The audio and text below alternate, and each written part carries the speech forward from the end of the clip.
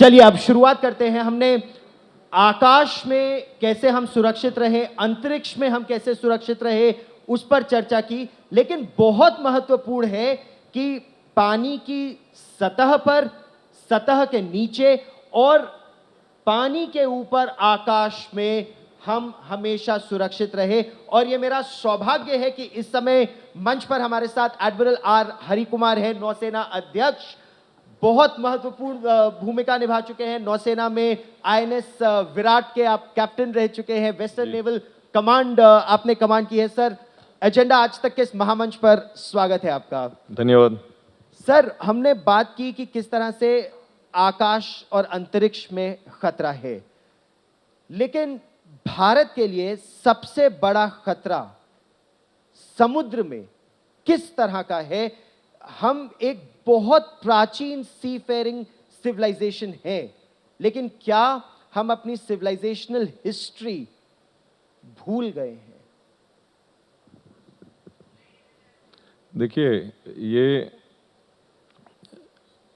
हम एक maritime nation है।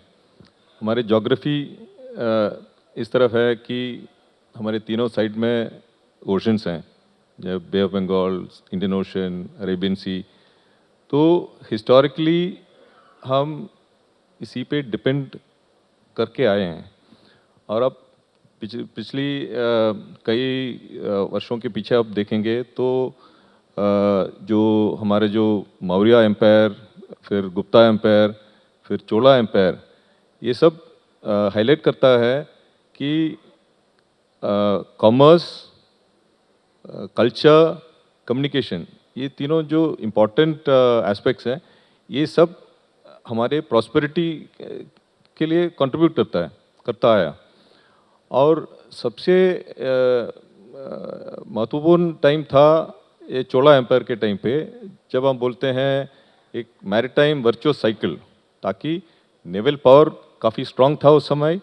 और हमारा जो मैरीटाइम ट्रेड उस समय काफ़ी प्रोग्रेस भी किया।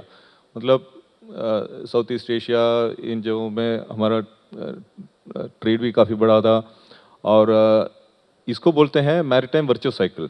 तो आजकल हम देखते हैं कि जितने हमारे जो इम्पोर्टेंट पावर्स हैं, वो सब मैरीटाइम नेशंस हैं। चाहे यूएस को देखें या फ्रांस को देखें या आजकल चाइना को देखें या यूके को देखें, तो ये मैरीटाइम वर्चुअस साइकिल जो है वो काफ़ी इम्पोर्टेंट है। तो मतलब नेवल पावर और ट्रेड।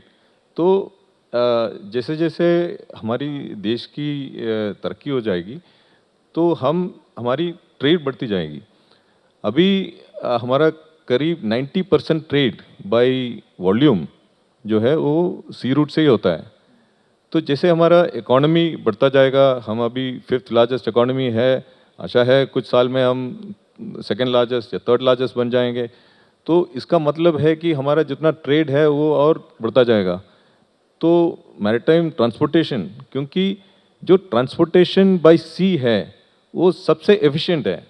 इसका मतलब है जैसे हम सेम अमाउंट ऑफ एनर्जी से रोड से हम 250 केजीज ले जा सकते हैं, रेल से 2500 केजीज ले जा सकते हैं, और सी से हम 25,000 केजीज ले जा सकते हैं उसी एनर्जी से। तो इसका ये इम्पॉर्टेंट चीज़ याद होना चाहिए कि सी रूट से ट्रांसपोर्ट करना सबसे एफिशिएंट है।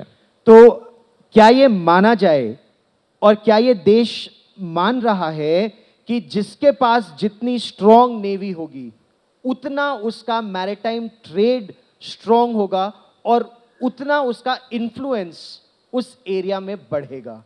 ये एक वर्चुअस साइकिल है। तो हमेशा ये डिबेट होता है कि ट्रेड फॉलोज फ्लैग या फ्लैग फॉलोज ट्रेड, ये काफ़ी चर्चा होती रहती है। लेकिन ये हमारे जो फेमस स्ट्रेटेजिस्ट एडमिरल महान साहब हैं, उन्होंने जो थीसिस लिखा था, उसमें लिखा है कि the requirement for a navy राइसेस with the need for peaceful shipping and disappears with it. इसका मतलब जब आपके पास कोई ट्रेड नहीं है, कोई मर्चेंट शिप नहीं है, तो फिर नेवी की क्या ज़रूरत है? तो ये उस समय उनका जो influence of sea power upon history जो उन्होंने लिखा है, उसमें इसकी चर्चा भी हुई है। तो अगर वो $5 ट्रिलियन इकोनॉमी का सपना है, उस $5 ट्रिलियन इकोनॉमी के सपने को साकार करने में नौसेना की क्या भूमिका रहेगी? ये जब मैं टेक ओवर किया था और हमारे माननीय प्रधानमंत्री से आदेश लेने के लिए गया था, तो मैंने उनको बताया कि नेवी पूरी तरह से आपके विजन सपोर्ट करेंगे कि हम $5 ट्रिलियन इकोनॉमी बनने में जितना हमारा हो सकता है वो हम पूरी तरह से हम सपोर्ट करेंगे। तो उन्होंने एक यही बोला कि अगर हमारे जो आर्म फोर्सेस हैं, उन्होंने डिसाइड किया कि आपके जितने भी परचेसेस, जितने भी हथियार सब देश में बने, तो $5 ट्रिलियन इकोनॉमी तो वैसे ही बन जाएगा इधर देश में।